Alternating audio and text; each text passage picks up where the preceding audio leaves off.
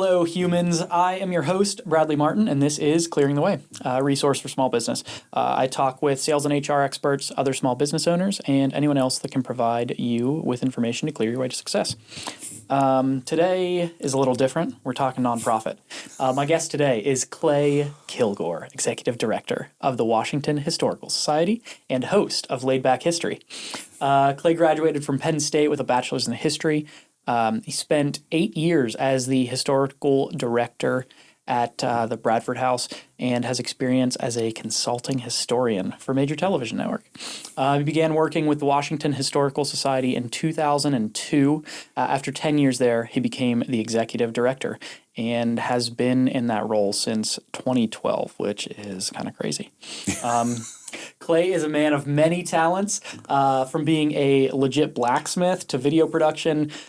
He's involved in what seems to be most events and organizations in Washington, and is likely a massive reason, well, is definitely a big reason that this area has been able to kind of lean on its history and see the growth and development associated with that. So, Clay, thank you for coming on. Thank you for being a guest on Clearing the Way. I'm happy to be here. That was a wonderful intro. Like, you make me sound a lot better than I am. I don't know, man. It's all true. And also make me feel a lot older than I feel like I am. Also true. 20 years at the Lemoyne House. That's crazy. That's a long time with one place. Yeah.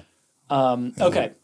So, before we get there, let's talk about you. Did you grow up locally? I did, yeah. I grew up in West Findlay, so out in the middle of nowhere. I was showing some friends of mine, wasn't that long ago, they were asking about, where I grew up, and I showed them a drone shot that I took of my house. And so I'm way up looking down at it, and there's no other houses around it. It's just all trees and open fields. And they're like, oh my God, you really grew up in the middle of nowhere. I'm like, yeah, I really did. So, what school district is that? It's McGuffey. Okay. Yeah, it's McGuffey. So, okay. So went to McGuffey, I assume. What did any activities that you were involved in? Any sports or anything? Oh yeah, I played basketball. I played soccer, but I was a basketball player. That was my main thing. Yeah. Okay, and what kind of student were you? I assume you were interested in history immediately. I mean, I was interested in history, but was I a student? No, I played basketball. So okay. I feel bad saying that now, and it used to irritate my mom. Because she would get so mad at me because I never got good grades. And she's like, you're so much smarter than this. And I'm like, I'm playing basketball, Mom. That's what I'm worried about doing. So were you just not interested in the structure of school? Like, what was it that... that's a great question. I love to read, and I always have. I always read things on history. I was always very interested in. I was very interested in archaeology. I read everything I could find. I was growing up. Where the hell did that come? Like, that's not something that you learn in school. Yeah, I don't know. It's just something. I think every kid at some point likes dinosaurs, right? Yeah. I mean, that's just something as you're growing up, you like dinosaurs, and so I remember It was in Ohio, I think, when I was younger. We went on a vacation, and somewhere we went, you were able to dig fossils up. Like, it was, and you would just go, and it was like this big pit, and you could dig through it. And I found these stones that had, fossils in them, and they were like little shells and things like that, leaves. And I think that's kind of where it started. And so I still have those. I actually still have those things. That's cool. I have a box of them, from that day that I found them, and I can't remember where we got them. How old were you? Roughly. I probably no older than 10. Yeah, I was younger. Damn, okay. That's cool. And so I remember finding those, and that was probably where it started. And so I always loved that, but I just didn't care. I didn't care about math. I was good at math. And if I guess geometry is math, but I ended up with 108% in the class because I got a perfect on everything that I did and got the bonus stuff. So I was good at it. I just didn't want to do it. And it kind of translated when I got to college too. Okay. I focused so much on the history and the archaeology side of things. My grade point average wasn't great and everything else, but in my core stuff, it was good. So I always had good grades in history and that kind of thing. But yeah. So the passion for those things kind of started then. What about the history side of it though? Where were your parents into that? Like, where did that How was that introduced to you? You know what? I don't remember. I will say it was pre-internet and Definitely. Readily available. Thanks, Brad. And readily available cable TV. Like we had one of those gigantic dishes that moved. Okay, so there was no History Channel and that kind of thing. So it wasn't like I watched it there like people do. They see it on there now and they get interested. And I wasn't seeing it online, of course. So I don't know. I honestly can't tell you, but I remember in elementary school when you would have your library days and you'd go get a book, I would get a lot of things that were history related or like object related. You know, it was like I remember there being a Ripley's book. That kind of stuff. It just always interested me. Huh. Yeah. And nothing like. Not a strong influence from your parents at all with that either. Were they interested in those things or? My dad liked history. Yeah, okay. He still does. So he loves history. We did do museums and some things like that. So that's probably it's not like I won't say they encouraged it like but it was just part of your you're naturally that's what you're introduced to. So exactly, yeah. Okay, so into history, you're not super into the rest of school. No, not at all. I was in high school basically to play basketball. Okay. And when I went to college, I went to the college with the idea that I wanted to play basketball. And so that was my main thing. Okay. Did you immediately know what your major was going to be, or was it just like, I guess I like this, I'm doing this? So I did immediately go into history because I had to have a major. Yeah. And so I did. So I picked history as a major. So I ended up getting hurt in high school. I had been recruited to play some D2 basketball. I was not going to D1, but I wasn't that good. Yeah, I was okay, but I wasn't that good. And I ended up getting hurt, and so I ended up going to Penn State branch campus, figuring I'd rehab and I'd get to where I could to get healthy again. Just never really happened. And so after 2 years of playing... What? Did you just not heal properly? Or was it just like the change from high school to college was also a piece of that? No, didn't heal properly. That's a bummer. I have severe nerve damage in my back. And so it just got to the point where I couldn't play anymore. Okay. So there was this period where, I'm playing basketball and I'm going to rehab and I'm going to go on and play 2 more years. And then came to the point where I wasn't going to. And the realization set in my 3rd year of college, I'm going to have to do something. Hold on. Okay, so you knew you weren't good enough to play D1. Yeah. And 3 years into school, you realized, oh wait, maybe I'm not going pro. Yeah. No. Oh no, I know I was never going pro. So what was the plan then? Finish 4 years of basketball and then figure it out, right? Okay. So I finally, one of the great things about Penn State is they won't give your parents your grades. My parents couldn't get it. So they could only go off what I was telling them. Okay. So I hope mom and dad aren't listening to this. I'll make sure I cut this as a clip. Nice. So now I got to figure out what I want to do, right? Yeah. So I had thought archaeology. Maybe I'd do something in archaeology, and I had looked at maybe transferring from after 2 years at Penn State branch campus, you have to go somewhere else anyway. So I'm looking at schools to transfer for archaeology. But then there was still this major part of me that wanted to be involved in basketball in some manner. Okay. And so the way to do that would be coaching. Well, you're not going to be able to coach, when you're down in Mexico, digging up, ancient civilizations like the Olmec Indians, So this is how my brain, the process went. I love old objects. I want to play with them. I want to coach too. So I can't be traveling all over the place, digging up objects and still coach. But where those objects go are museums. So if I go work in a museum, I can play with those objects. Somebody else digs them up though.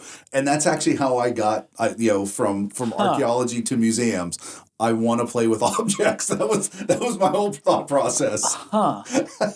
Okay, well that seems I don't know if that seems more fun than going to find the objects, but you at least get just all of the pay. You don't have to go through all of the crap to find the objects. So I stay you clean, yeah. yeah.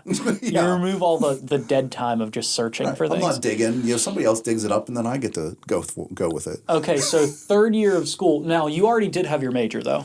Yeah, right? I was already majoring in history because, I figured I'm probably going to do something with it. Okay. And out of school, it doesn't sound like there wasn't much thought immediately of what you were going to do with that. It was just like, this is what I'm here to play basketball, and I like this thing. Yeah, and I'll take history for because I like the classes. Yep, that was pretty much it. Then third year, it's like, okay, I got to do something. Okay. And I ended up doing an internship at Meadowcroft Museum. Okay.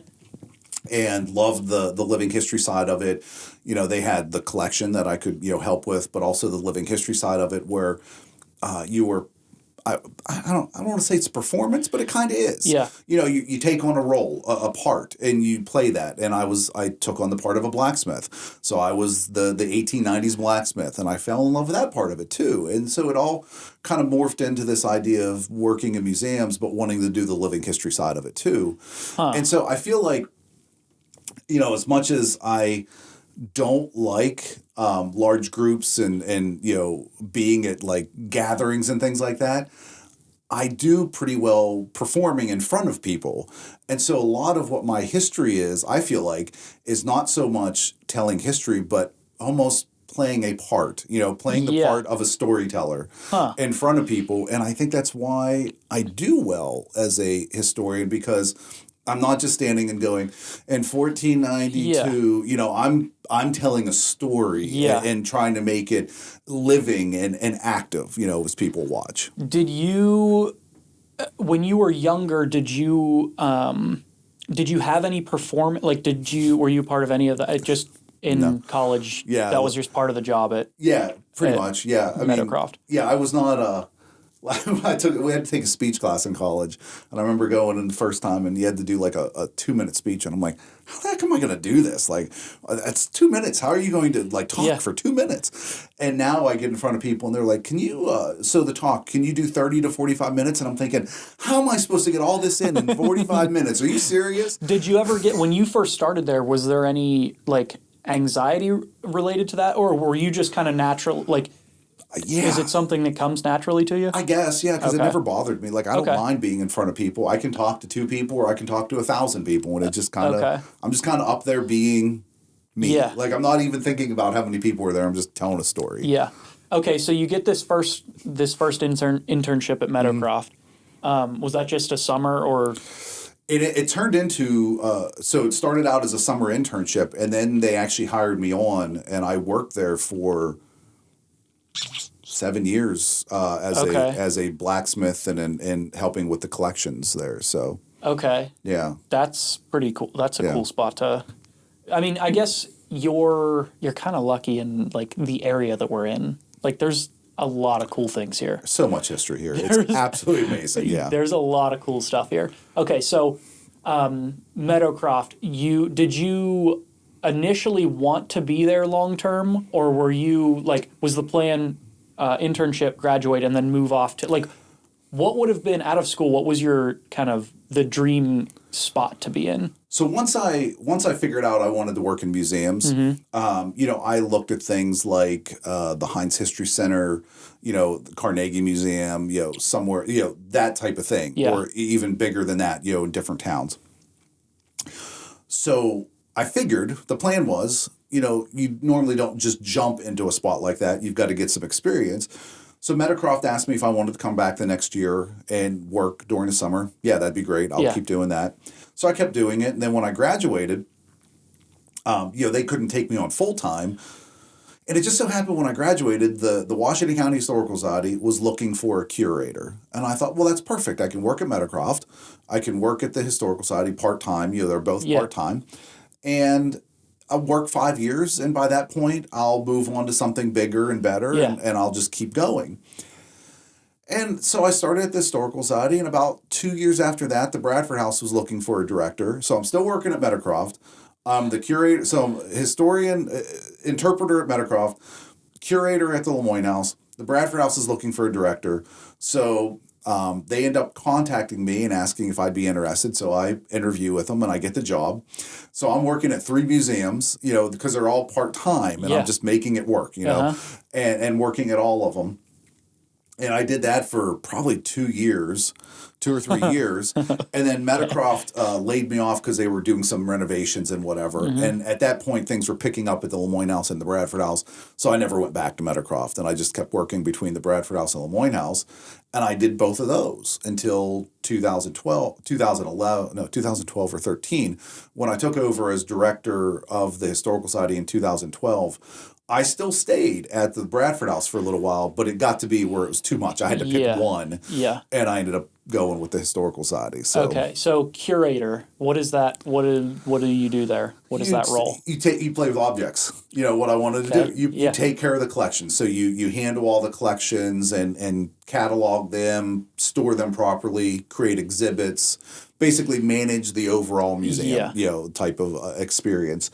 And so that's what I did from 2002 into 2011-12, when I took over as director. Okay. And while you're at each of those, did the desire to move on to those larger things, did that disappear, or was it kind of just like you're in this flow? So it's almost like out of sight, out of mind type of thing. No, it didn't disappear.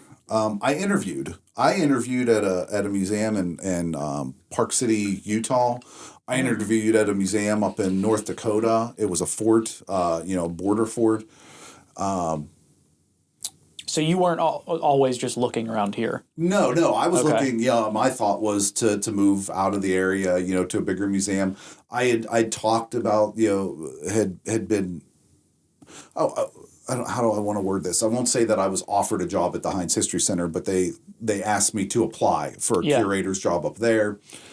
And, and I would get through so many interviews, and then I'd just kind of be like, you know what, but there's stuff going on here. I'd like to finish this first before I'd go on. And I realized took me a while, probably around 2014, 15, I just realized that I loved where I was. I love the town of Washington. There's so much potential here for it to grow and flourish, and I'm watching it happen, and I'm seeing things going on, and I'm starting to work with different people around, as the curator, I didn't work too much with other businesses, other entities. But as the director, I'm creating more partnerships, and I'm working with Sarah Collier, who was the director of the BDA at that time, and I'm working, still with the Bradford House, and now I'm partnering with the Trolley Museum and all these other groups, and other, the library, I'm helping there, and then I get on the board of the National Road Heritage Corridor. National Road Heritage Corridor, and I see all these things happening, and I realized it's just where I want to be, and I want to make it better, and every time I think, I still have this thought every once in a while, like maybe it's time to move on. Yeah. And then I think, well, no, I want to get the new museum built first.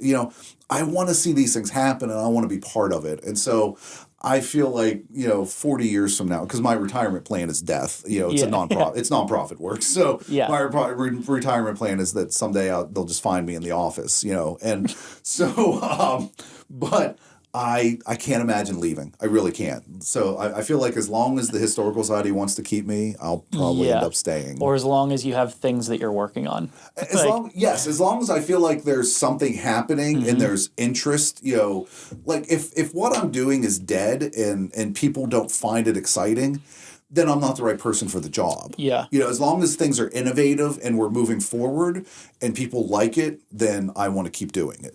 Huh. That makes sense. It's cool that you were able to find that. Not by design, definitely not by design, but it's cool that you were able to find that so kind of quickly. Like, okay, you've got your first job, which just comes from an internship. Right. That's dope. And you're introduced to these new things, and then you just find the spot. Like 5 years in, it's like, oh, this is where I'm gonna be at forever. Right. That's pretty cool. Yeah. I'm worried about playing basketball, and then all of a sudden I'm like, oh, well, third year of college, I better do something. And then it just kind of falls into place. Yeah. Yeah. It's really, when I go back and look at it, so there are times I'll think about it. Like, I know the day I hurt my back. Okay. I know exactly what I was doing that day. I remember doing it. And I'd look back at that and I think, wow, if I hadn't played pickup basketball that day, I wonder where I'd be right now. Yeah. Like, would I have gone on to maybe play Division II basketball? I remember talking to my coach in high school saying, would I be good enough to play in one of the lower professional leagues over in Europe? Because there's so many leagues over there, and there's, the lower leagues, like the D leagues. Yeah. He said, yeah, you probably would be able to do it. Would I have gone over there and played for 2 or 3 years? And, and where would I be right now? But because I stepped on a guy's foot and jacked up my back, I'm sitting here talking to you right now. Yeah, sorry. Yeah, I know. What has gone wrong with my life? No. Yeah. Yeah, that's cool. Okay, so you're at let's go back a little bit then. Yeah. Okay, so in those first couple of jobs, was there the desire to be the one in charge of those organizations? No. So I'm driving to the Heinz History Center one day with Dave Schofield. Dave is the director of Meadowcroft. Okay. He's been there. Well, he's still there, and he had been there for 5 or 6 years before me. Okay. So he's been there for a while. And I'm driving with Dave to the Heinz History Center, and I don't know how we got on the subject, and he gave me some advice. He said, listen, he goes, you want a career in museums, and he goes, I think that's wonderful, but remember, never become the director. He said, because when you become the director, you stop being a historian and having fun and become an administrator and raising money. And he said, so never become a director. And I just saw Dave yesterday, and there are so many times I'm sitting around worrying about raising the money to build this new building or working on a grant closeout and doing all this administrative stuff. And I think, why the hell did I not listen to Dave? Like, that was the best advice I ever got, and I didn't listen to it. But then there's other times where by being the director, your vision is what shapes the organization. Yeah. And I like seeing that. Like, that's fun to see. Yeah. Okay, so no thought, like... Initially, no thought. Okay, so why did you do that the first time? Okay, so the director of the Bradford House, at the time I took over, was more of a historian. So you gave tours, you did outreach programs, that kind of thing. They had hired an administrator who I got to be very good friends with at the time to kind of take care of that side of it. So I ended up I was the director, but I was more of the historian. Okay. The historical side is when the predecessor to me, when he retired, I was not going to take over as director. And one of the board members, John Stavovi, came to me and he said, listen, Clay, he goes, I know you're a historian. He goes, you're not an administrator, you're not a director, but you can be a good one. And I said, John, but I don't want to, because I'm thinking of what Dave told me, right? And I'm like, John, I don't want to. I want to do what I love, and that's be a historian and play with all this stuff, and have fun and go talk to people and tell stories. And he said, but we need you, and the historical side, he needs you. And he goes, I'll help you. I'll walk you through it. Like, we'll work together. We'll make you a director. And so now when I see John, I'm like, why the hell did you do that to me? So I got Dave, I didn't listen to his advice. John, I let him talk me into being director. And there are times where I'm like, why? I'm so stressed out trying to find money, trying to keep things going. I come up with new ideas, and I'm like, why? Why can't I just play with the objects again? When that came up, did you ask for any advice from Dave? I did. I called Dave and I told him what was going on. And he said, well, you remember the advice I gave you in the car? And I said, yeah. And he goes, it's the same advice now. And I went, and then didn't change his tune at all. He said, but he goes, it is fulfilling. He said, it's a lot more work and it'll pull you away from what maybe you love to do to some other things you may not like to do. He said, but there's nothing wrong with it. Like he was very comforting, and he said, there's still a lot of good that comes from it. So I'm like, okay. So I did it, and there are times I still want to punch John in the face, but Yeah, I mean, but it's your decision. He was he was a great guy. John is an amazing person. He's not on the board anymore, but he's still helping with things, and I still. To this day, there are times I call John and be like, John, what do I do in this situation? Yeah. So he has been a wonderful mentor, with me moving into becoming a director. Yeah. Less of a historian and more of a director. So how quickly did you notice the transition from getting to play with things to I don't get to play with things anymore? How quick did that set in? About a week. Oh, shit. Okay, so there's no transition. It's my playtime's done. The good thing is that, so I wasn't working in the collection anymore, but the one part that I did keep was the storytelling side of it. So the previous director was more worried about the financial side of things, and I and he and I have talked about this, so this isn't an insult to him.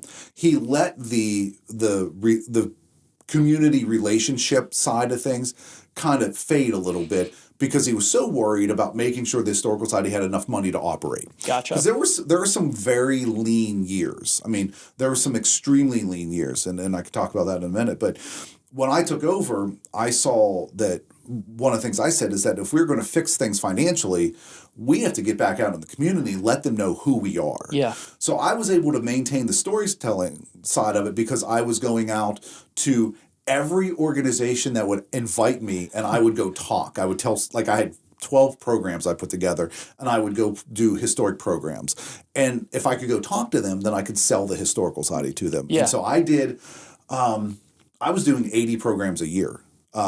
So I was doing multiple programs a week, at different organizations. Okay.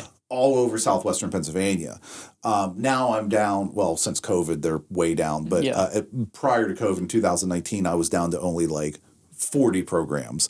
So I was limiting some of it, but it's still a lot. Yeah. But I wanted to get out in the community, let them know who I was. So I still got that side of it. I still got to be the fun storyteller. Yeah. In the evenings, during the day, I was the fundraiser. Yeah. Okay, so that makes it a little bit better. How quickly did you start doing that? It was an immediate thing. Did you know that you were going to do those programs? When you took over, was it I see this as a problem, I already have the solution made for it, now I can just do this, not have a worry? Yeah, it was one of those things where I knew right away we had to get back out in the community because we were running, we're a nonprofit and everybody thinks, you run into the deficit every year. Well, you try not to. Yeah. You do your best not to, because that's, we can get into the whole nonprofit thing in a minute, but I saw an issue and so I started to fix it right away. That's one of the things I went to. I said, we need money, but I can't go ask people for money right now because they don't know who we are. Yeah. So I need to tell them who we are, and then they want to start supporting us. Yeah. And so I was able to do that pretty much right away. Okay. And did you struggle taking over the rest of it? Oh, yeah. Okay. Yeah. Still to this day, I have a wonderful person that works with me that covers my butt a lot of times. Kathy, she's our office manager, administrative assistant, and she makes, I can organize a collection of 10,000 objects. I can't organize a filing cabinet. If you saw my desk, you'd think this is the worst curator ever, right? Because it's just a mess. But the collection, I know where everything is. So Kathy is the one that kind of makes sure that, and then another employee, Tom Milholland, who is our operations person and development person, they're the ones that make sure that the organizational things are done properly and they're in line. So they keep me in track. And did you have those were those available for you immediately? No. So the first, when I took over the person that took care of the finances, Charlotte, she stayed on for about a year and a half. So our we had a PR person and we had a director and then we had me as a curator and then we had the finance person. So Jim retires. Immediately after he retires, our PR person retires. And so it's me and Charlotte. We're the only ones there. And then we had our research librarian. And so Charlotte didn't want to leave. She was going to retire too, but she didn't want to leave me just hanging with nobody there. So she stayed for about a year and a half. I brought on a former intern of mine, Katie, to be a curator and also help with events. And Katie was really great at organization too. Okay. So she's the one that first started. And then we hired Kathy after Charlotte retired. And Kathy's the type of person that if she's going through a reconciliation for finances and it's off a penny, she finds that penny. Like, she wants everything in exact order. And I needed that. Yeah. Because to me, that penny is like, well, who cares? It's a penny, right? Well, the auditors don't feel that way. So Kathy was wonderful. So I had a great support structure when it came to that type of thing. Okay. That's definitely helpful. Especially if that's not your thing and you're still in this, like, but I still want to play. I'm still like that right now. Yeah. Okay. Okay, so you take over. I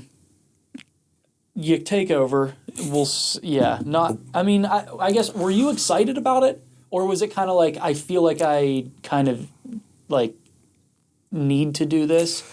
I love the organization and I love the museum. And I thought, if I don't do it, who's going to? And also, this was not an arrogance thing at all, but I knew nobody loved that place like I did.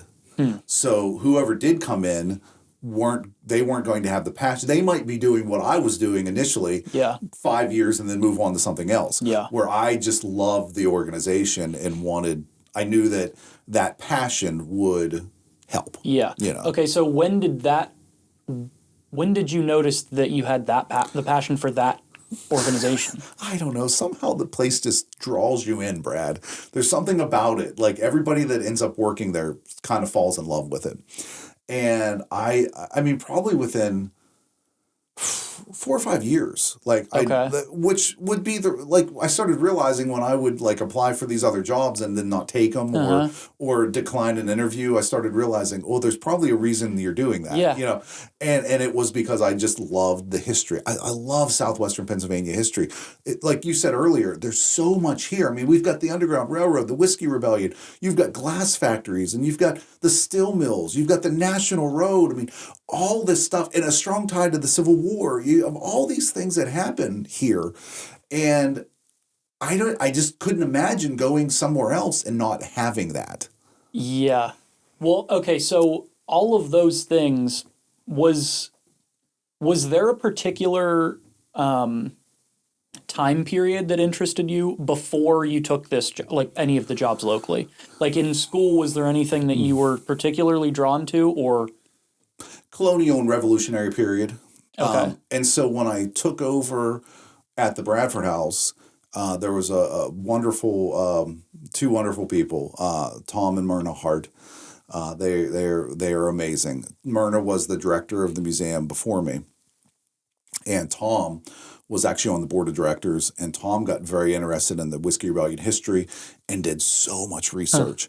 And so I got hired, and they kind of adopted me as another son, and I got to spend so much amazing time with them.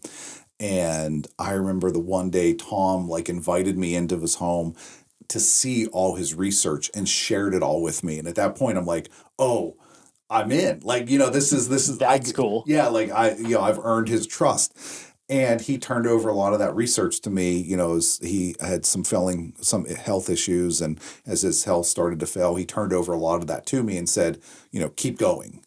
And so that's where a lot of my passion. Cool. Well, and that's where my passion for the Whiskey Rebellion came, by working with him. And I realized this is an amazing time period that nobody knows anything about, and very few people are studying it. And so when he kind of passed that on to me, I'm like, well, I got to keep going, and that's what I've done. And so that's why I focus so much on the Whiskey Rebellion in my history. Okay, so that's so you've always been interested in that time period. Yes. Okay, so yeah, I guess you're in a good spot for that. Oh yeah, it's perfect. I mean, and everything ties together. That's what's so amazing about it is, we'll just say starting with the Whiskey Rebellion, the National Road ties to that, because one of the reasons the National Road was built was because of the Whiskey Rebellion and the need to get troops out here in case there was another uprising. Huh. So the National Road fits into it. And then the Underground Railroad, they use the National Road a lot. And so all the history we have just kind of stacks on itself. And you look at, okay, the Underground Railroad and then leading to the Civil War, and you got to trace all that back, and you can go all the way back to the Whiskey Rebellion and even before that. And so it all just builds on itself, and that's why, I mean, it's just this perfect epicenter of history, I think. Yeah. Well, and okay, so at what point did you stop looking elsewhere? Because the places that you mentioned that you were looking at, they're like not that at all. Yeah, no, they're Park City is really nice. Yeah, like yeah. No, there's some wonderful places that I looked at. Really, pretty much as soon as I took over as director, I kind of stopped looking. There's been a few jobs that have piqued my interest in different times. Yeah. One was down in Wheeling, one was up in Erie, but relatively low, like, yeah. But pretty much as soon as I took over as director and I started working more with the community and I met more people and got to know more people and realized what was here. And I just kept looking at it. And like you have these beautiful historic buildings along Main Street, Washington, and you have, this such potential here, and then you look at elsewhere down in Monongahela and Charleroi, and there's just these people that are doing incredible work, trying to promote history and save history, but also using that to build the community. And I thought, well, I want to do that. I want to be part of that. Yeah. And so it became not only let's save history, but let's use that history to help build a better future, and make a better community for the people that are here. The saving history, that is such a crazy thing. Like, that's a wild statement. Like, that I have not thought, like, okay, so you've got all these things that if you guys aren't uncovering them, they are just gone. Yeah. That's, okay. Yeah. That is a cool, okay, that all, like, clicks now. Well, there's stuff at the Historical Society I'll go through, and I did an episode of Laid Back History once, and it was in the middle of all this construction that we're doing. A lot of stuff has been just kind of stacked at the Lemoyne House because we had to tear down our storage facility to make room for the new building. That'll be our new storage facility, and things are just stacked. Well, there's so much at the Historical Society, not all of it has been cataloged. So I did an episode of Laid Back History. I said, and I think the title of it was "What's in the Box?" And it was, I just sat in the middle of the floor and started opening up boxes, and looking to see what was in there. And I pull out this document, and I had no idea what it was. And I pull it out, and I start to realize that this is a muster list for the militia for the Whiskey Rebellion, because it was state militias that were called up to put down the rebels out here in western Pennsylvania. And I find this muster list for down in Virginia, for a militia in western Virginia, that they were called in the service, and this was them mustering out, and it had all their names on it, and it listed where they had marched to. Like, they were mustered out in western Pennsylvania, had to go all the way to Cumberland, and then march back out here. And it was a piece of history that we did not know, and if that box was not opened, or if somebody like me that didn't know exactly what it was, somebody could have just inventoried it as muster list. But I looked at it and saw the dates and saw where they were from, and I'm like, oh, I know what this is. And so it was a piece of history that might have been lost forever, that we would never be able to tell that. But now it's something that I talk about when I talk about the Whiskey Rebellion. It has now become part of our program. That is cool. So, okay. So you, like, just happened to stumble upon that, kind of. How frequently do you think we're, like, okay, so you've got all these things that are, in your possession, like in the organization's possession. How often do you think that can happen? Well, like, where you just have all these things and it's like nobody actually knows what these are because the right people haven't looked at them. Yeah, I think that happens a lot. I really do. When I started at the Historical Society, I went up to the third floor and there were just boxes of things that some of it had been boxed. So when the Historical Society was first officially incorporated in 1900, we were in the third floor of the courthouse. They built a new courthouse, and the third floor was set aside for the Historical Society. 1943, they have to move because they need more court space. So they basically said, you got to get out. We're not telling you have to leave, but you need to leave. Yeah. And so the Historical Society, they pack things up and they take it to the Lemoyne House because Madeline Lemoyne had passed away and she donated the house to the Historical Society. There were things that were in boxes from when they moved in 1943 and 44 that had just never been opened back up. So if that happened here, it happened it's happened at every museum. I guarantee it, where there are things that there's just so many things that were collected early on and weren't cataloged properly. Like, I have a book from 1918 that is our accession list, but it'll say, 4th of July, 1918, chair donated by John Smith. But it doesn't say what the chair is. So there's a chair somewhere donated by John Smith, but I don't know what it is. Or it'll just say a box of documents. Well, and if nobody ever went through them, then you don't know what's in there. And so every time we go through a box like that, I don't put it lightly that we are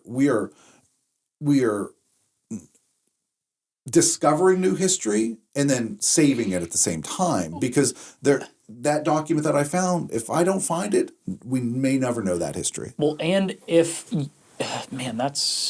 that's weird. Okay, so all of those things too, like, they might not make sense now until you do that same thing in this box over here that opens this new thing, and it's like, oh, these are those same dates from over here. That is crazy. Okay. And here's the weird thing. So, and I'm sure other historians have it. I'm not unique in any way, but I can't remember, to come here today and do this. I had to put it in my calendar. I had to set a reminder. I had to do 2 other things so I'd remember to do it. Yeah. But I will look at a document over here and 4 years later see something else and I'll go, wait, that's tied to something. I've seen that before. And I'll be able to go find it. I'll look and say, okay, I remember it was a green box or whatever it was, or, and I'll go find it again. And so it just a weird way my brain works, and it's able to do that. And I think you have people like that I think that's the type of person that works in a museum. Yeah. And so when they are able to pull those things together, it retells history. Yeah. So we only can go by what we know, okay? And we can only go by what people tell us. Oral histories are great, but oral histories change all the time. What was that game you used to play in elementary? Telephone, yeah. Oral histories are the same as telephone. So if I tell you something and you whisper to the next person, it's always different, right, at the end. Oral histories are the same way. But there's this little nugget of truth in them somewhere. And what the museum collections do, they let us take those little nuggets in the oral history, and then we can tie them to documents or objects, and we can then start putting it all together and rebuild that history. Okay. That's cool. History is it's interesting to me, but it's not something I've ever spent a ton of time thinking about. I like listening to people talk about it, but it's one of those things, I've never focused on it. So, the idea that there are just these boxes of things that even if you were to look at some of them now, it's this might mean nothing to me. But in 6 years, I find this other box, or somebody brings me a box, and it's like, oh, shit, this is what they were talking about. It all ties together. Oh, crap. Now I know exactly what happened in this week span, or this thing that none of us knew about. Right. That's cool. Can I just say, I've been so careful not to swear, trying to be nice, and now I'm just well, I could have been swearing this whole time. Say whatever you want.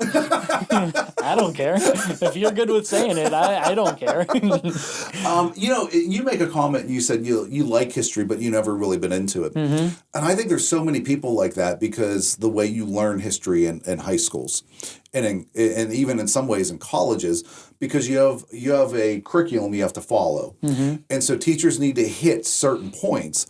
and they can't go into the little things that Yeah. are kind of interesting or the storytelling part of it, because you got these standardized tests. You have to make sure you get this date, this date, this date.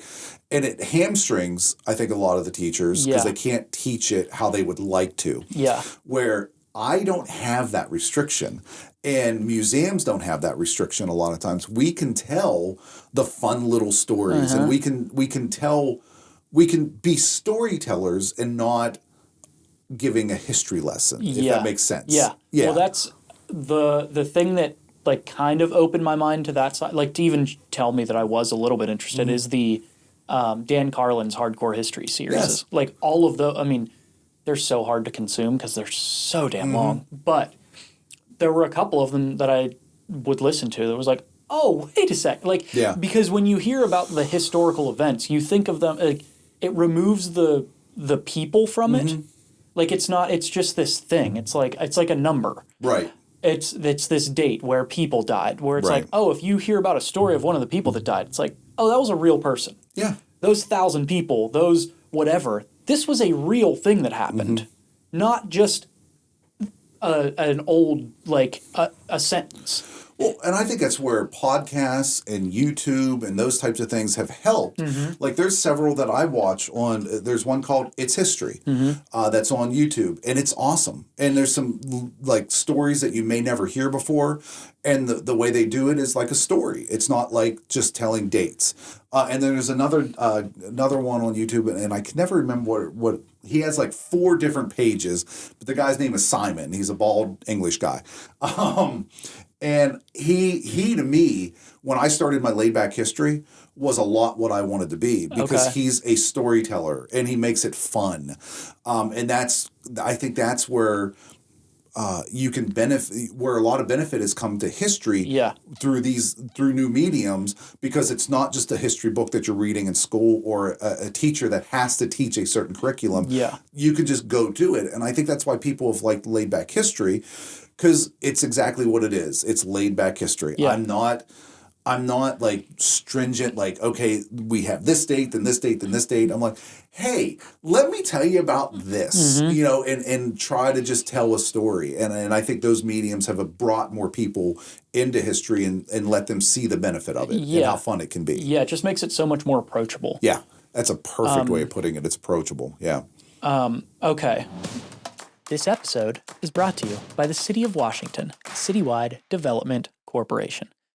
If you're a small business in Washington and you need another set of eyes on your situation, or you need help growing, you're not sure what's going on with the business, you can't figure out how to get out of the current struggles you're going through, you're just looking for ways to become a little bit more efficient, anything else like that, or if you don't know where to go next, you don't know who to find to fix whatever the problem is, reach out.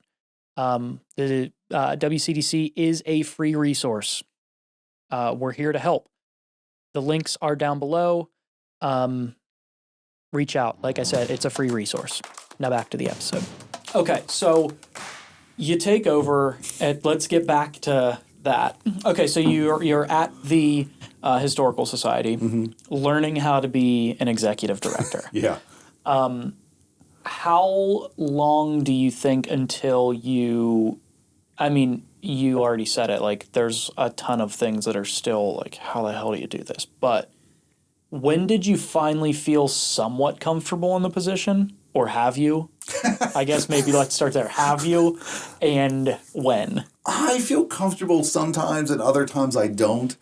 I made a mistake 2 months ago. Made a mistake and was at risk of losing a $20,000 grant because of a mistake on my end. And I remember calling my treasurer going, I need to resign. Like you got, like how can I do this? I'm going to lose you $20,000. You can't have somebody like in charge like this. And he's like, just calm down. It's okay. And he talked me through it. And, Jason is, he's a has started and sold multiple businesses. I mean, he's an incredible person. He's like, listen, you're going to have problems. It doesn't make you a bad director. You just learn from it and you move on. So there are still times right now where I'm like, I can't do this job. I'm not good enough. Like, you need somebody better. And then there will be weird times where I'll be sitting around going, yeah, I'm doing okay. You know, I can do this, right? So it goes back and forth all the time, and I feel like that's most people in their job. Yeah. Okay, so when you're entering, I guess the plan the whole time was you were going to be in nonprofits. Like, that was kind of the path. Oh, it was basketball, then nonprofits. Well, right? yeah. Once basketball was gone, it was you're probably going to be associated with nonprofits forever. Yeah. Okay. Okay. So so then let's start kind of talking through some of that. Mm-hmm. Okay. As an employee, let's say you've got new people entering the space of nonprofits. As not a director. Mm-hmm. We're just here to work. What are some of those immediate things that are like, you need to be aware of this? Because this is going to be different than a job, like a for-profit place. Mm-hmm. Like, what are there is there anything that comes to mind immediately of, like, you need to be aware of this? Oh, yeah. First thing I tell people is run. Go away. Okay. No, so nonprofit work, I think the main difference is, and this is coming from somebody that's not worked in the for-profit area. I mean, I've always worked in nonprofits.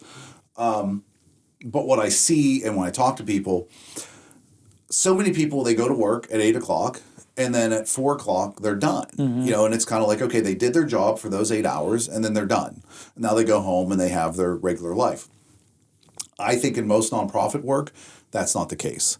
Nonprofit work becomes your life. Like, you incorporate it into everything. It's a different way of thinking. It's a different way of life where you're not doing nonprofit work for money. I mean, for the most part, I mean, yes, there are high-paid directors at bigger museums and that kind of thing. There are, no doubt. But I think for the most part, you're looking at smaller nonprofits. You're doing it because it's a passion of yours. And so you need to realize when you get into this, you're not going to get rich. There's a very little chance you're going to get rich. So if you're doing this, do it for the right reasons. Do it because it's something you feel so strongly about that you want to be part of it. And just be prepared for the fact that as 4 o'clock rolls around, it's probably going to be pushed to 5 or 6. And, and if there's an event, because nonprofits are full of events, right? You're going to be working extra time. Your weekends aren't going to be your weekends a lot of times. So it takes up, I think, it becomes more of your life. Like where if you're a lawyer, that is your life. Don't get me wrong. That's your career and everything. But I think there's a lot of times where in a regular for-profit job, once quitting time comes, then you break off and you go do the things you like to do then, right? Now you go do your passions. Where my passions and those people that work in nonprofits, you're there because that is your passion. So what do you do on your time off? More of that. Yeah. So it's more incorporated into your life, I feel. Did you feel the same way even before you were a director? Yeah. Okay. I mean, yeah. Yes. Yeah. I think you realize it not too long after you get involved in the nonprofit field.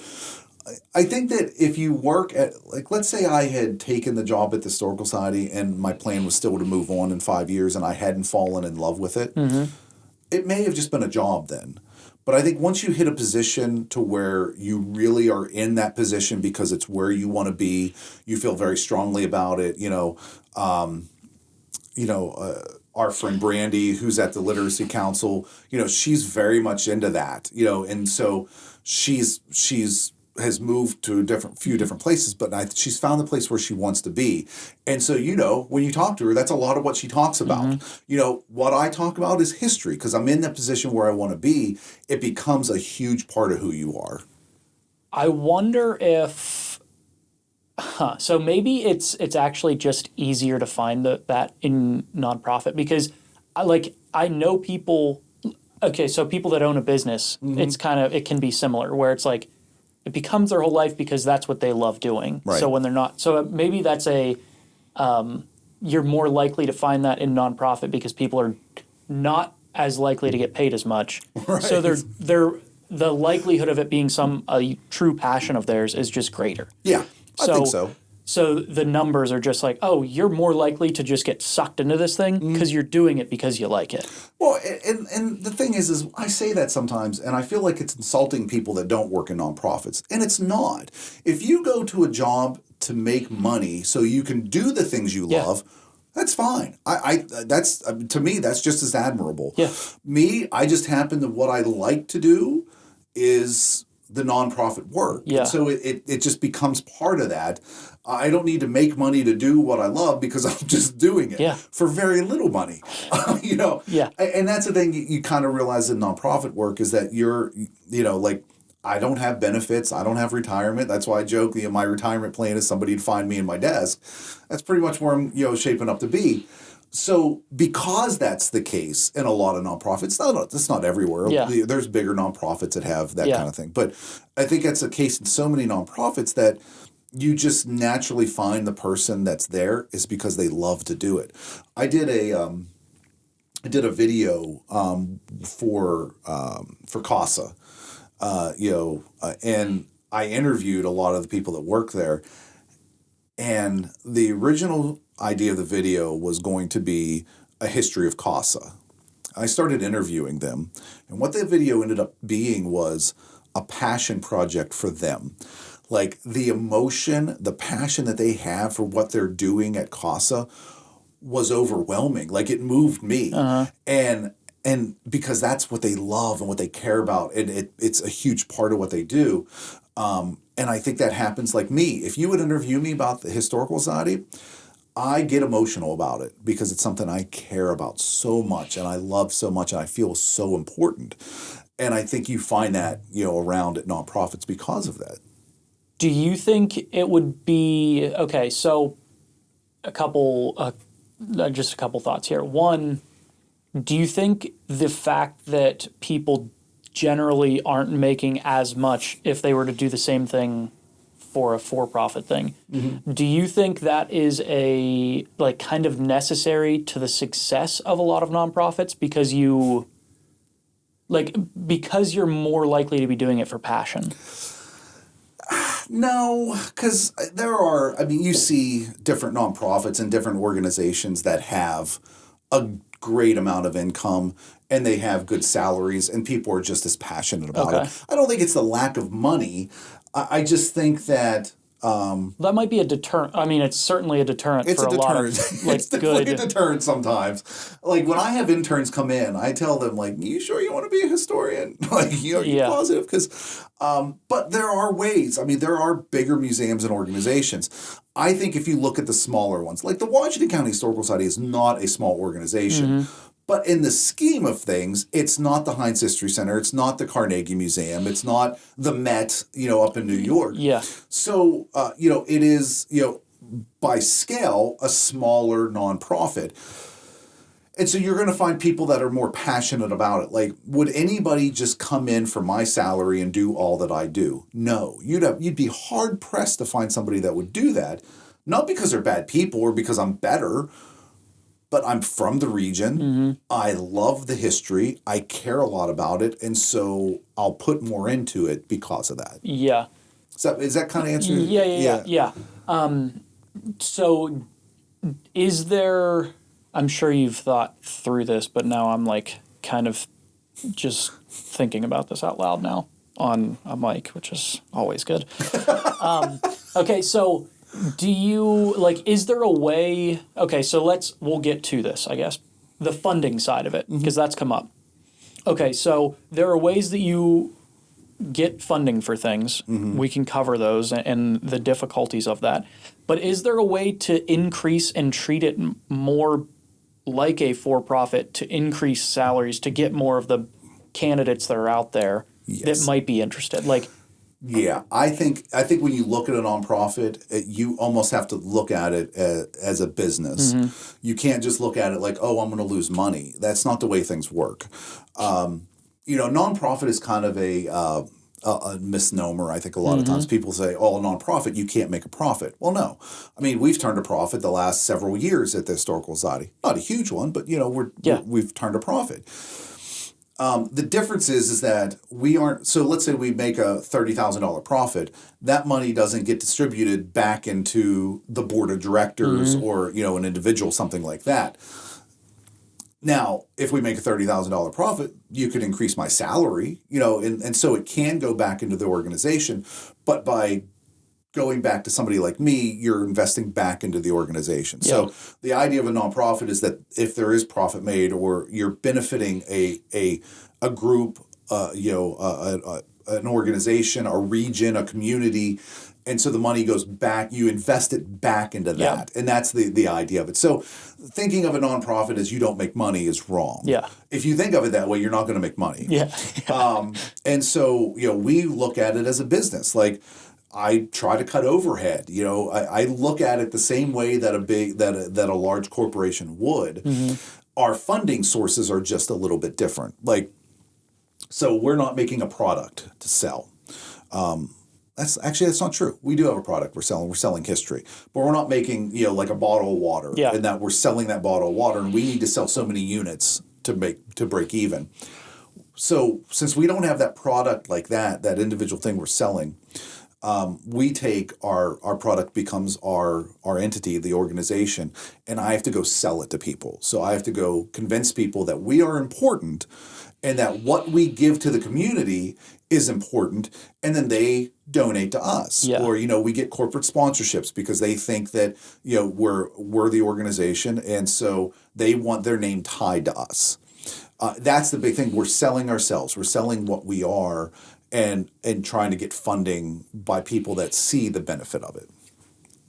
Was that difficult for you at the beginning? Yeah, asking for money is a hard thing. Random, on a random side of things, I'm a blacksmith. So you mentioned that. So I have a business on the side, Old Plank Forge. When I make a knife, I put a value on it and I sell it for that. Yeah. I'm not asking you for money. You're looking at that and going, oh, I want to give you $30 for that knife or whatever it may be. Well, when you're selling a nonprofit, you're going to an organization, you're going to a business and asking them for money. And so it's a lot different. And it's hard sometimes. And a lot of people can't do it. And I struggled with it at first.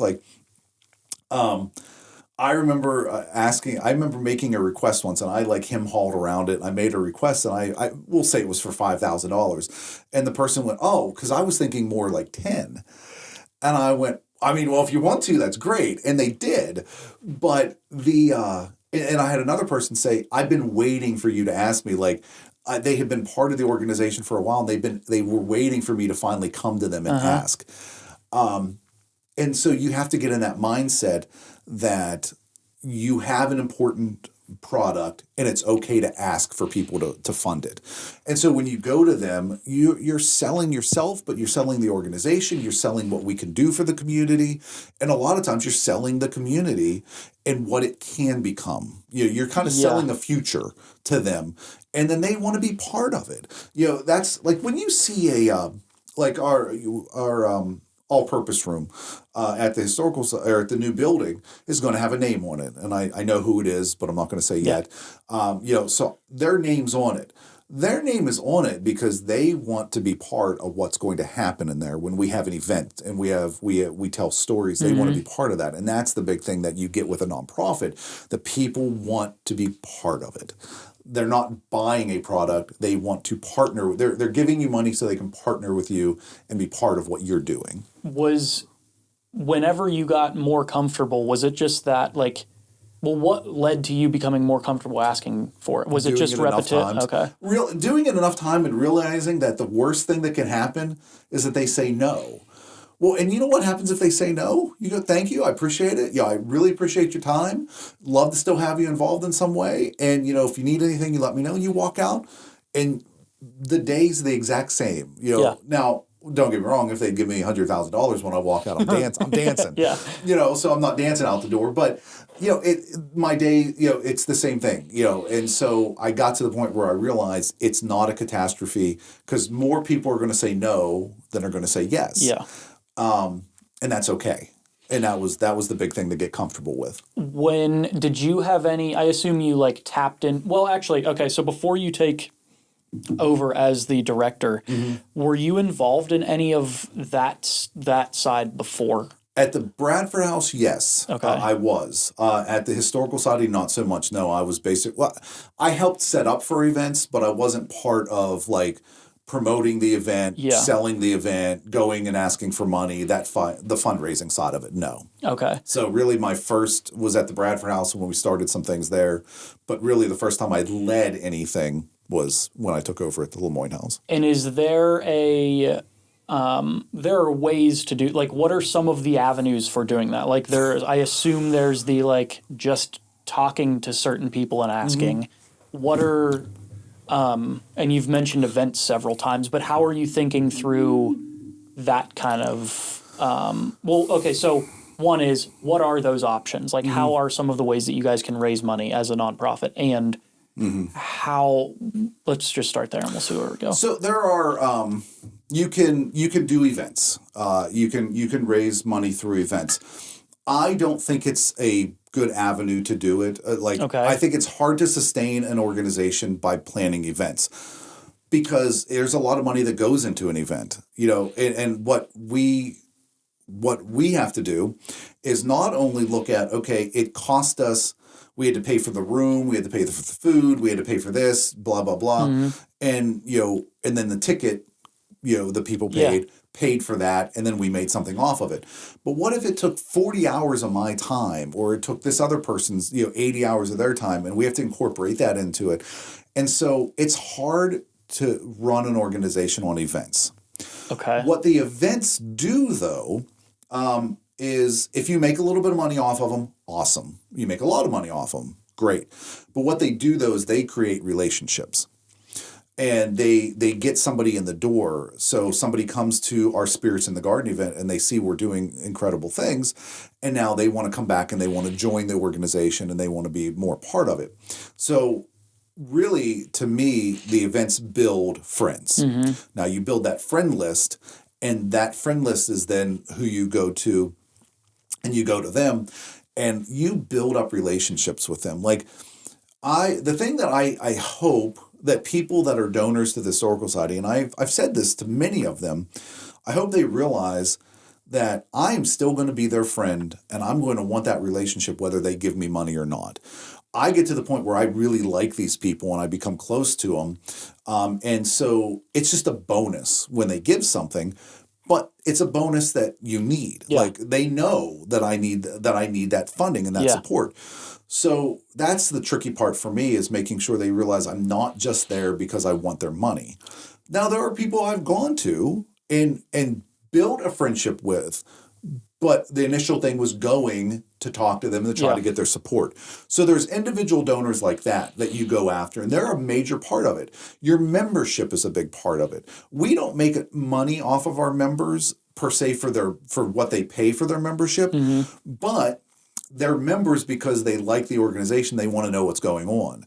And so now they know there's a fundraising event coming up. They know that the annual appeal's coming out, and we mail to them, and they'll donate additional on top of what they pay to be members. So you have the individual donors like that. But then you have other sources you can go to, like corporate sponsors. Now, corporate sponsors, you go to them, and you may have a friendship with them, but they're getting something out of it. They want their name tied to it. You could go to certain businesses in the region that, have maybe don't have a great name, or they want to build, relationships in the community. And so they'll become a corporate sponsor because now they know I have a good name, the Historical Society has a good name, and now they're tied to it, and they can say, oh, see, we're helping the Historical Society. And so what they're getting out of it is public relations. Yeah. And so you have that type of group too, but then you have foundations. So there's another source you can go to. You can go to foundations. And those are those foundations have been formed solely to help support nonprofits. And a lot of the foundations have certain things that they'll support. Some people want history, some want literacy, some want education.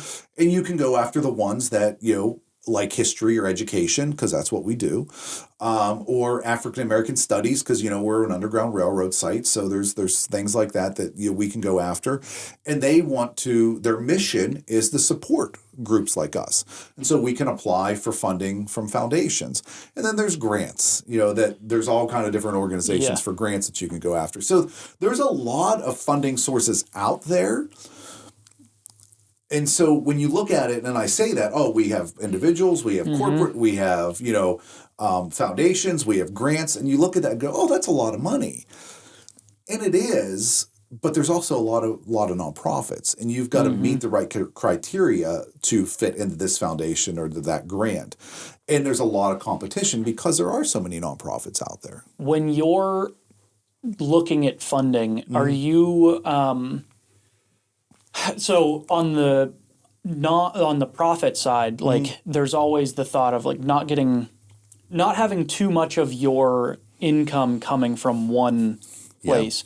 Do you try to maybe not like one individual or one organization, but are you trying to spread that funding out between the grants, the individuals, the court? Is that a piece of it, or is it kind of just like wherever we can get money, we can get money? I mean, I'll take money wherever I can get it, but I love to be able to, if I could fund most of the organization off of foundations, individuals, and corporate sponsors, then the grants become either gap funding or project funding. Okay. So that everyday operations are managed by this side over here, but then the grants allow me to build our new museum, or to restore the Lemoyne House windows. Like right now, we have over $1 million in projects going on with our new building and with the Lemoyne House restoration and with our new Underground Railroad exhibit that's going to be opening up, and that's primarily through grant funding. That we were able to go through, or you can apply like we're applying for a foundation because we have this gap in there where we know we're going to start seeing income coming from the new building, the new Research and Education Center when it's done, but it's not done yet. So there's this gap in there that we need to fill till we can see the profits start coming in from the new building. And so we're looking at a foundation where that's what they like to fund. So you are juggling all kind of different sources in a nonprofit. Like instead of just having a product you're selling and your income is coming from selling something, you're juggling it like, okay, I'm going to get this funding over here and I'm going to go over here and then I'm going to have this. And a funding tree for a nonprofit is ridiculous to look at sometimes. And sometimes I need to get this grant over here. I need to match it with $10,000. So I've got to get $10,000 from this foundation so that I can go get this grant over here and be able to double that money. And then I can take that money and I can say, well, I've got $20,000 going to this project. And I go to an individual and I say, listen, I've already got $20,000. What would you think about putting another 15 to that? And that'll get me to where I need to be to finish the project. So now I've got that coming in. And that's just for one project. So I've got to map everything for that one project. But then there's general operating, there's salaries and all that you got to map too. So it's confusing and it's hard sometimes to envision where it's all coming from. Do you have so I have a couple things here. Do you have a system or a tool that you use to keep track of those things? Like how? I have Kathy. Okay. So no, we do track it. We have there's software out there for that we can use. Like for our accounting, we use QuickBooks, but there's also a program called Fundly. Fundly is wonderful. They've got a lot of resources for CRMs, and for management of your donors and your database, but also that you can.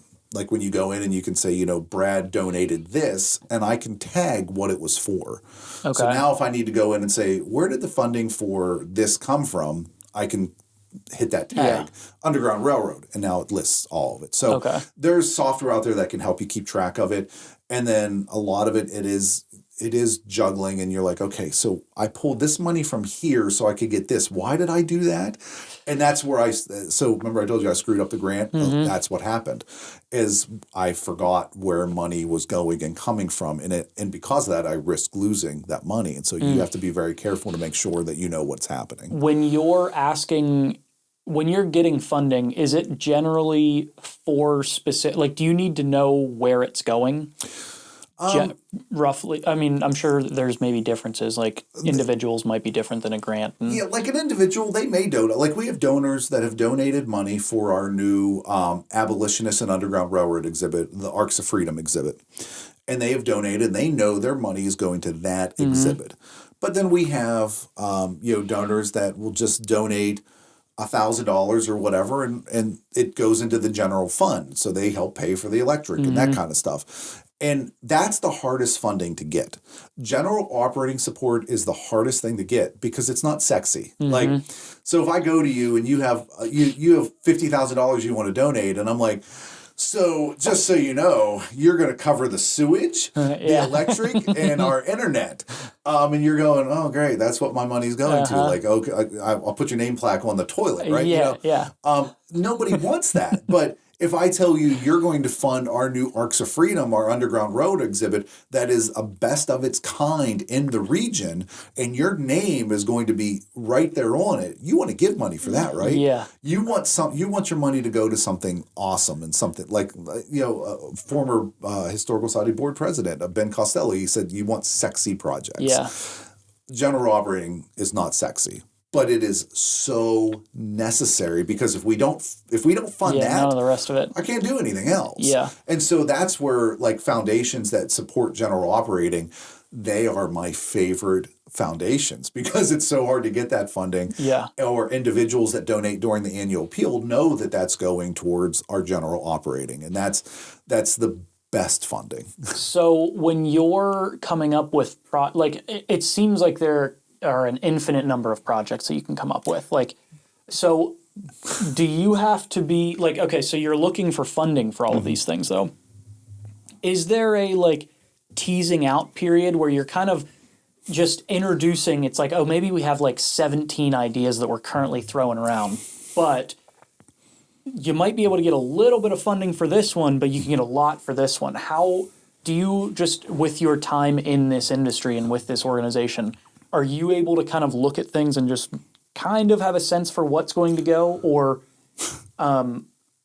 is it kind of just like, let me start talking to people and figure out what the interest is, and then I can start asking for money for things? Sometimes I'll have an idea that it's a good, like I'll come up with something I'm like, that's a good idea and we need to run with it. There are sometimes I come up with an idea and I think it's a cool idea and it's fun, but it's not going to go anywhere. Like no one's going to want to do it. Like Laid Back History was just I was bored and I thought I'd do it, and it's taken off, and it's become a revenue stream for us because people donate to keep it going and to help to keep that product. Running of the Wolves was one of those ones where it seemed like a cool idea and a fun idea. I had no idea, no thought at all that it would take off as big as it has. Yeah. And that's where, when we came up with that idea, it was to be fun and educational. Yeah. Because we want everything to be educational, but we wanted it to be fun at the same time. And so I had no idea it was going to take off, and it did. I'm as stunned as anyone else that it has. And it was partly my idea. Sarah Collier and I came up with the idea for it. And Shana Brown, the current BDA director, has run with it. I didn't have a clue it was going to be like that. A lot of times, it is conversation. So, there was one foundation in particular that we basically set up a meeting to introduce ourselves to them. Here's who we are.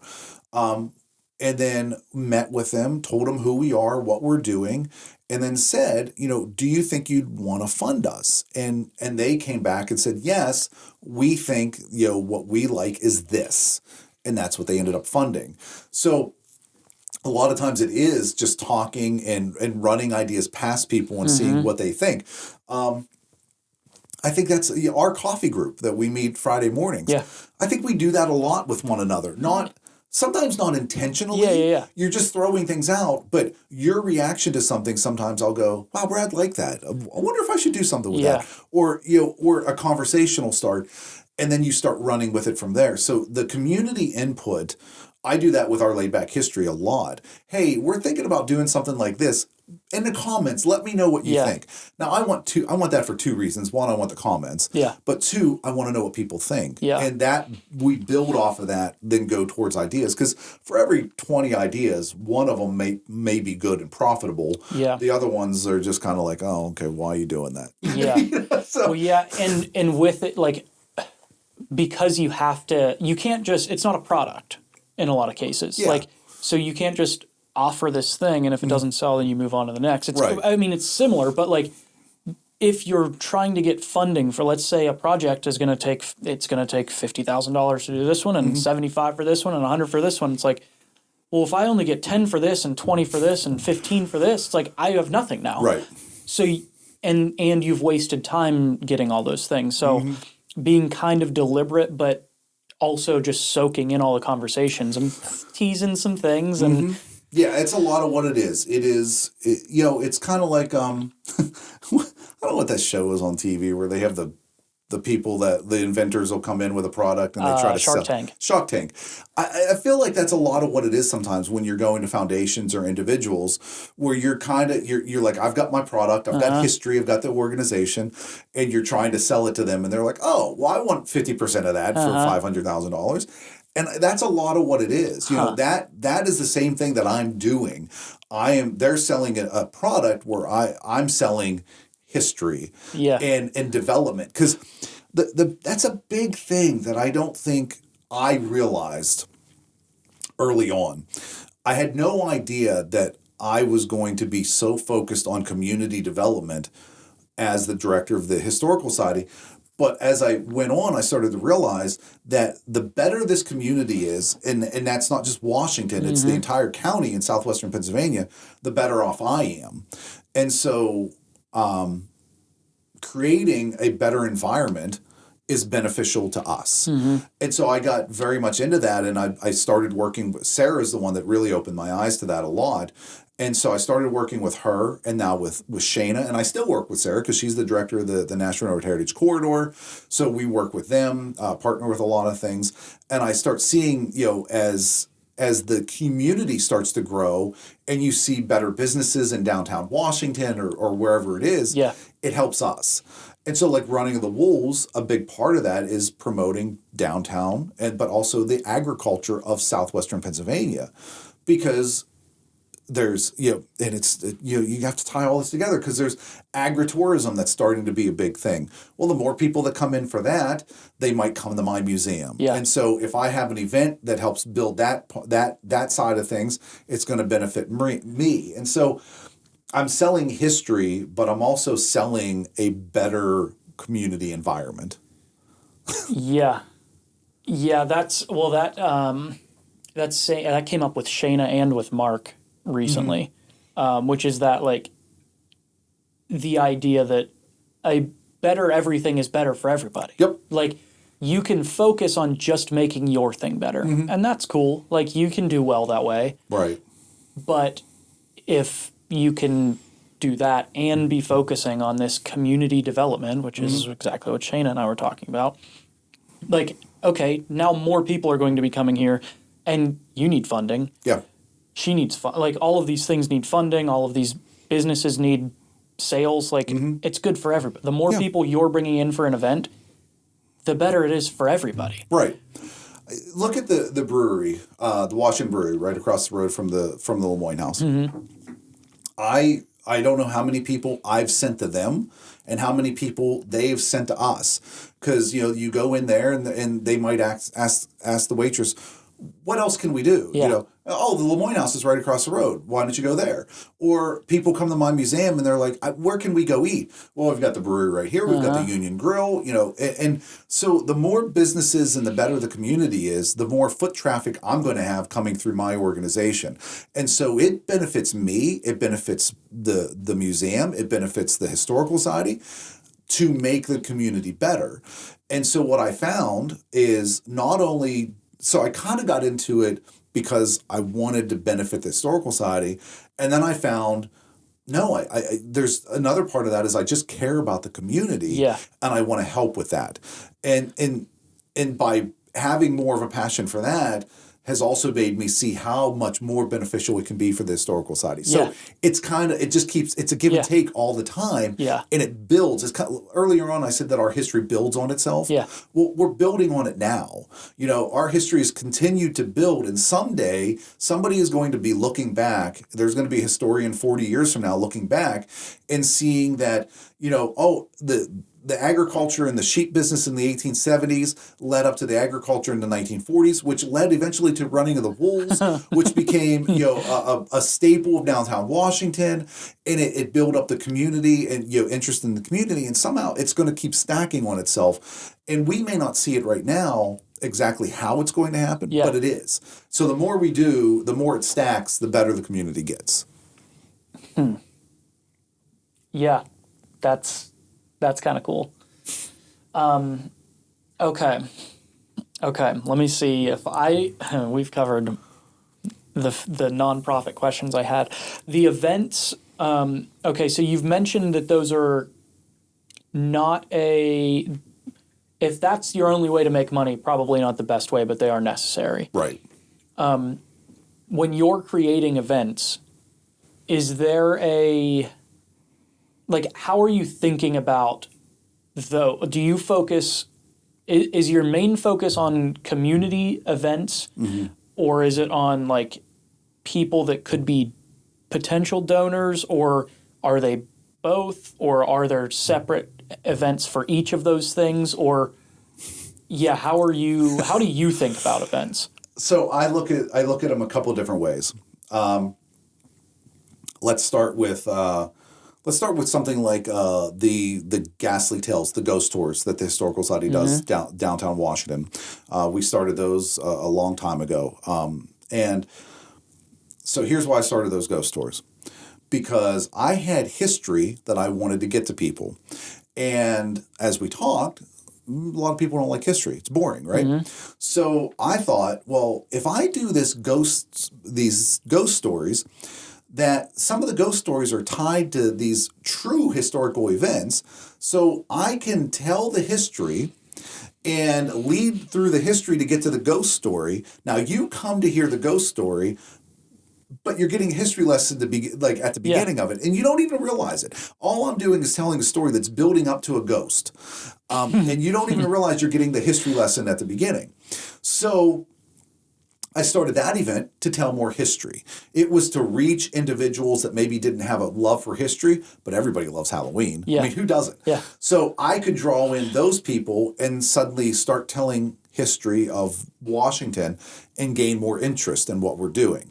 So that event was started for that sole purpose. I wasn't worried about making money off of it. I mean, I wanted to, but I wasn't worried about it. I wanted to reach more people with history. So that event was for that. Now, Spirits in the Garden. Okay, Spirits in the Garden, another event the Historical Society has, where we have historical figures, the spirits of historical figures come back and tell, their stories, their ties to Washington, whatever it may be. That event was to carry on another event that we used to have called Art in the Garden. Art in the Garden was solely a fundraising event. We had a big art show, and that was a big fundraising event for the Historical Society. But as people stopped buying art, what it became was a wonderful garden party that we built relationships through. And so to carry that on without having to have the art show, we started Spirits in the Garden. So we have this awesome garden party. We still tell history, but we build wonderful friendships. If you buy a ticket to Spirits in the Garden, you get a 1-year membership to the Historical Society as part of it. And so now we build our membership, we build our relationships, we get people. So Washington County Tourism Promotion Agency, they sponsor the event, okay? We give them, I think they get 15, 20 tickets for the event. Well, now Jeff Catula, who's the head of the tourism, will invite maybe his board of directors, but other people that that he wants to. So he wants to build relationships with them. Why don't you come to the Historical Society event with me? And so they come, and now I get to meet them. Yep. And I get to build that relationship. So that was for that purpose. But then there's another, so eventually those people are maybe going to lead towards sponsorships or towards funding. But then there's another event, another thing that we do, the Washington County Hall of Fame Awards Banquet, where we honor people that have made a difference either in the past or currently making a difference in different fields. It's not just history, it can be anything. That was a couple things. One, we wanted the event that we felt that we could make some money off of. Didn't have to fund the organization, but we wanted to make a profit off of it. And we wanted a way of fulfilling our mission. Our mission is to preserve the history and tell the history of Washington County.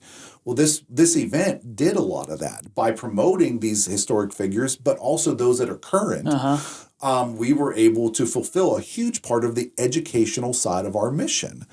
And so it was a twofold thing where we fulfilled our mission. And so when I go to a grant or to a foundation and they ask, what's your mission and are you fulfilling it?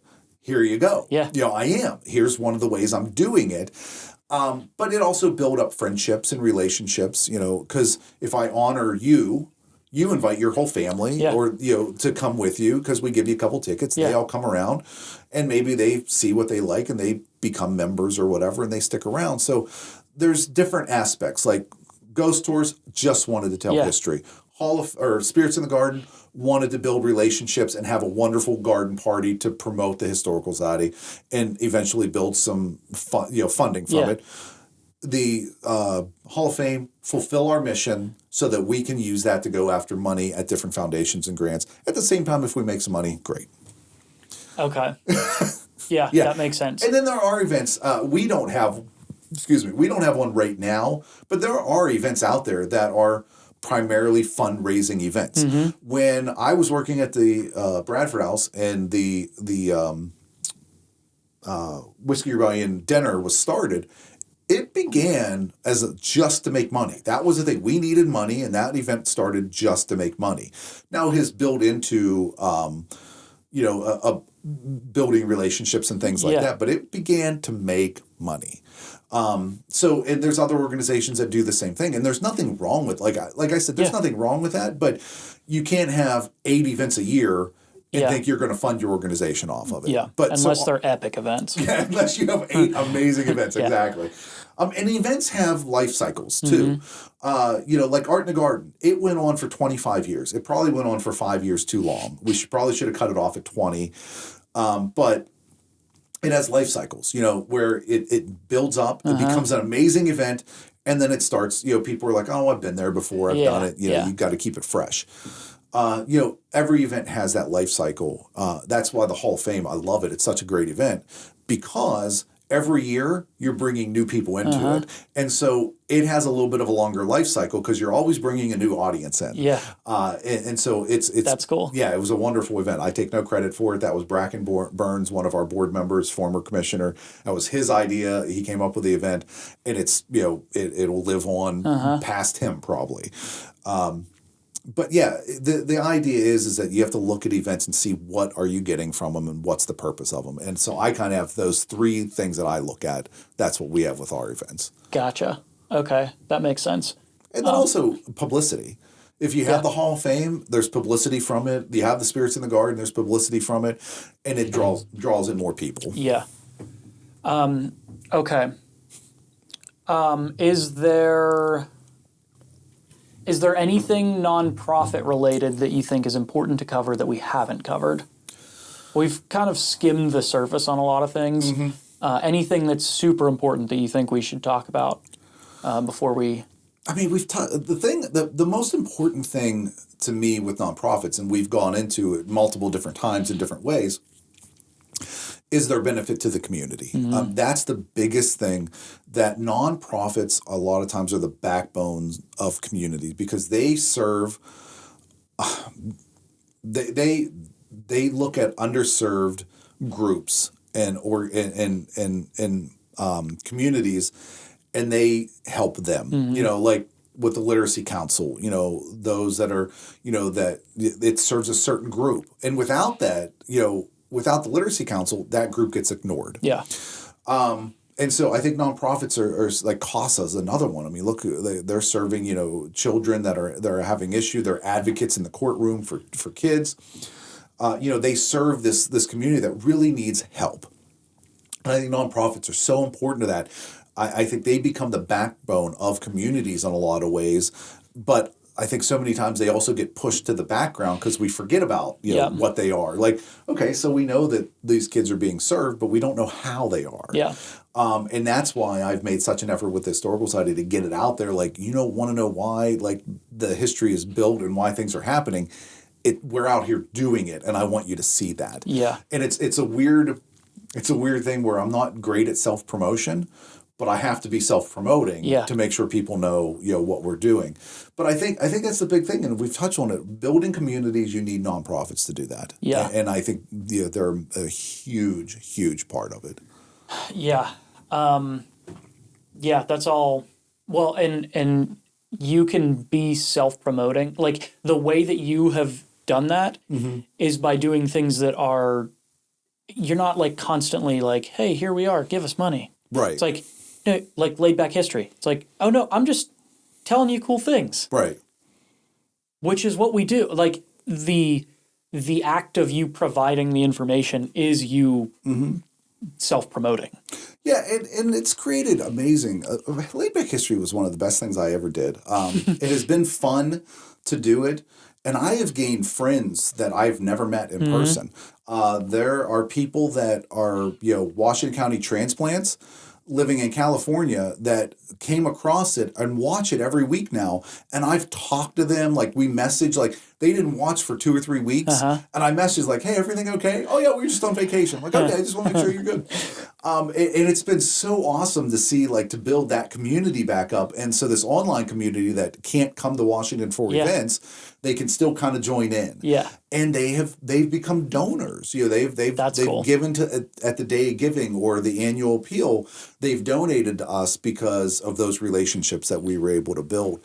And that's just been fun. Yeah. Like, that's the kind of thing that's just great to me. Yeah. Yeah, that's cool.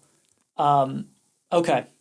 Where can everybody find you and the Washington Historical Society? I'm normally running around town somewhere. So the Washington County Historical Society, right now we're located in the Lemoyne House for a few more months. So 49 East Main Street in Washington is the Lemoyne House. That's the Underground Railroad Museum. But we are currently building, it should be done in a couple weeks actually, the new Research and Education Center, which will be our new headquarters. That is directly across the road at 48 East Maiden Street. For maybe, I don't want to say our older population, but those that are like 50 and above, you'll remember Palmer's Beer Distributor. That's where we're located. I've had so many people that have come to me and be like, that's where I bought my first beer. Mickey didn't care if you were underage. So yeah, Nikki Palmer was just like, oh, you could go up and be like, oh, I'm buying it for my dad. Okay, that's fine. He lets you take it back. But no, so that was, we've kind of rehabbed which was another Lemoyne house, but where the Palmers lived, we've have that house and built on the back of it. So that's where we're going to be located. But you can find us on our Facebook page. If you just go to Facebook and look up the Lemoyne House, you'll find us on there, and that's where we post our laid-back histories, our promotion for a lot of our stuff. We have a YouTube page. Just look up Washington County Historical Society. And then around town at pretty much any event, you'll see us around. Yes. We're tied into a lot of it. So, and running of the wolves, that's a big thing. That's our next big thing that we're so excited about. That's May 6th. So you'll see me wrangling sheep around town and running them down the street. Okay, so I will have all of those links will be those will all be down below. Thank you for coming on. This was fun. I had a good time. If you have any suggestions for any other guests or any topics you would like to see covered, shoot me an email down below and share this, like it, comment, do all the things that are super helpful. Thank you for watching. Have a marvelous week. Thanks for coming on. See you next time.